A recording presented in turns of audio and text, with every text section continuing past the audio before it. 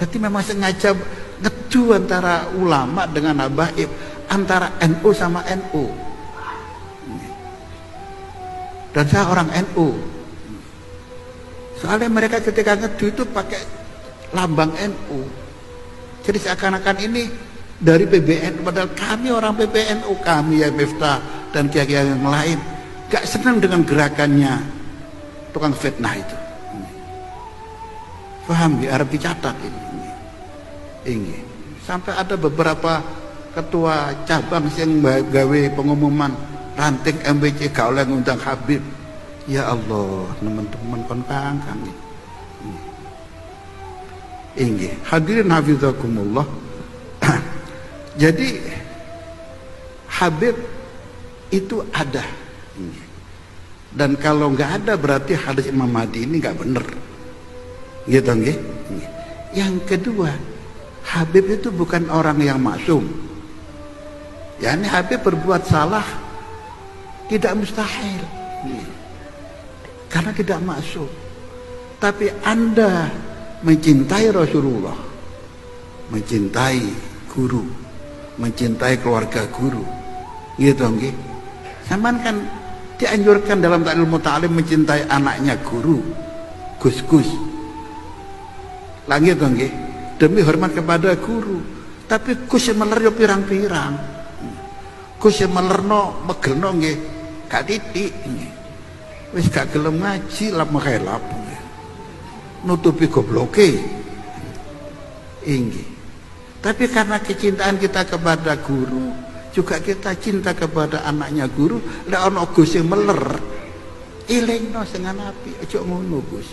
Minimal aja turuti nakale. Lek sampean nuruti nakale, kowe lak jomplongno Gus.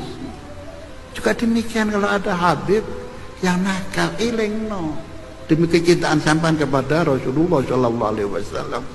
Tolong Gus, sampean iki anak kiai, sampean kelakuan ini ditiru karo sing duduk anak kiai. Maaf Bib kalau nyenang berbuat begini Bib, datuk jenengan nggak ridho kalau punya cucu berbuat semacam ini. Kok dituruti, nuruti berarti ini yang jomprokno niki. Paham ya? Tapi aja dietrek-etrek. Namanya Kiai Hasan Genggong. Beliau itu di samping tirakat beliau mengajar, alim. Suatu saat ada kejadian ya ikhwan. Saat itu hari Jumat, Kiai Hasan Genggong itu turun dari khutbah Jumat dan sholat. Tiba-tiba beliau menjerit dengan mengatakan innalillah, innalillah. Orang yang tidak tahu melihat kenapa ini bilang innalillah, innalillah.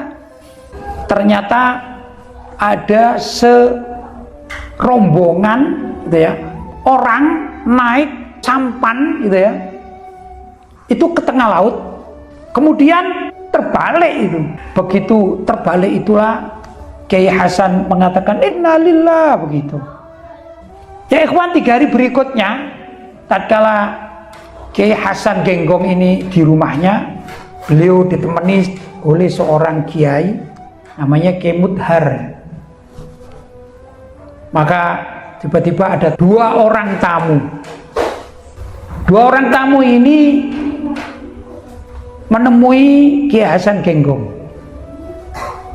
dan mengatakan, wahai Kiai, kami ucapkan ribuan terima kasih.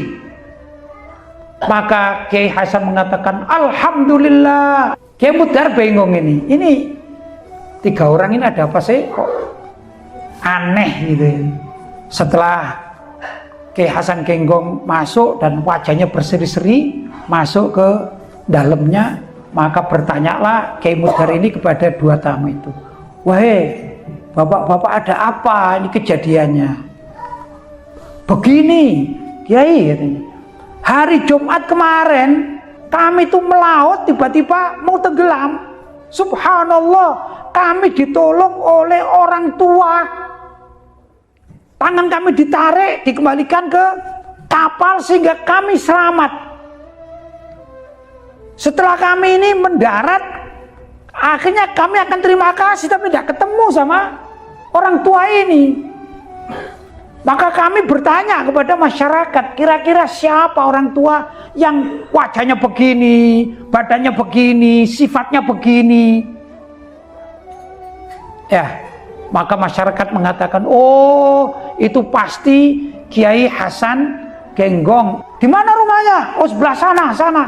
Akhirnya datanglah dua orang ini ke rumahnya Kiai Hasan Genggong dan bertemu, langsung mengatakan, subhanallah, ini orang yang nolong saya ini, kita ini, baik kita berterima kasih. Langsung mencium tangan beliau mengatakan terima kasih, alhamdulillah. Pokoknya makanya itu Kiai Hasan Genggong langsung mengatakan alhamdulillah engkau selamat. Terus kira-kira apa tirakatnya? Beliau itu ahli torekot. Torekot itu satu jalan ya, kumpulan seseorang yang melakukan amalan-amalan tertentu sesuai dengan ajaran dari mursyid atau gurunya. Ada torekot Tijani, torekot Syadzili, ya masih banyak. Nah, Kiai Hasan Genggong itu mengikuti torekot Naqsyabandiyah Ba'alawiyah. Tatkala beliau masih muda beliau itu mengikuti torekot Naqsyabandiyah, begitu.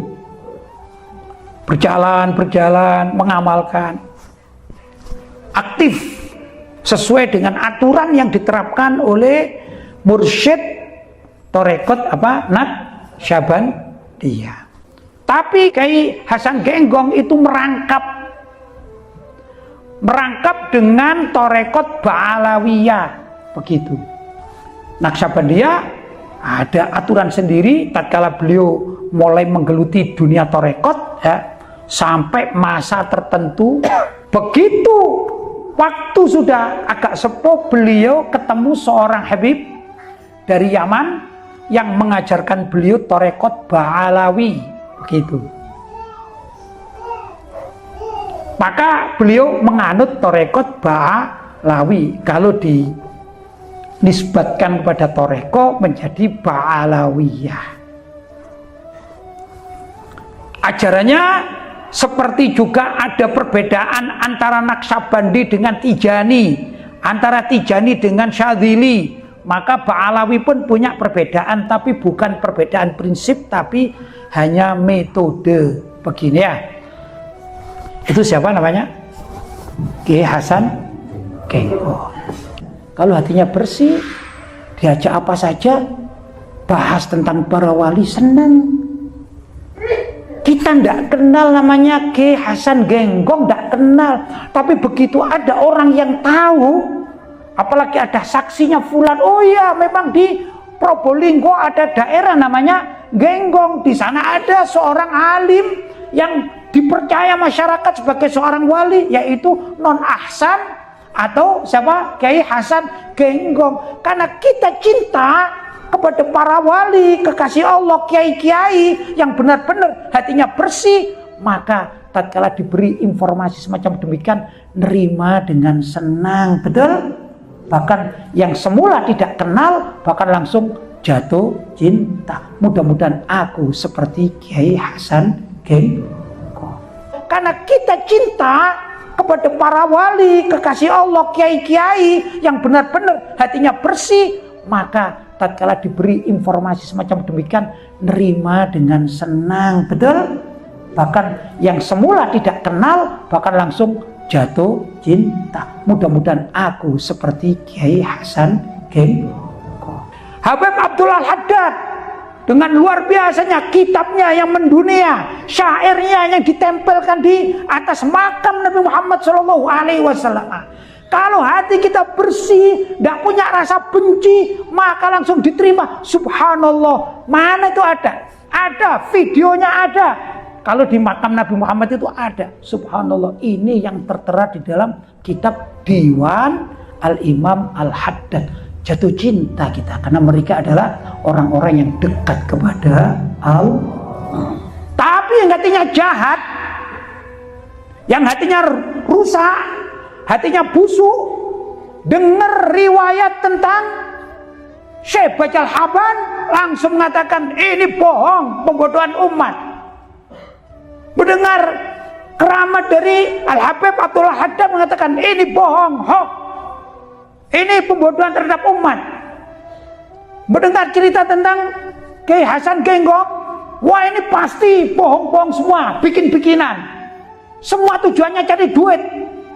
Itu karena hatinya busuk, hatinya kotor, jahat, maka setiap orang seakan-akan seperti dirinya. Bahkan naudzubillah kadang-kadang mengajak umat untuk tidak percaya kepada para wali tersebut. Naudzubillah min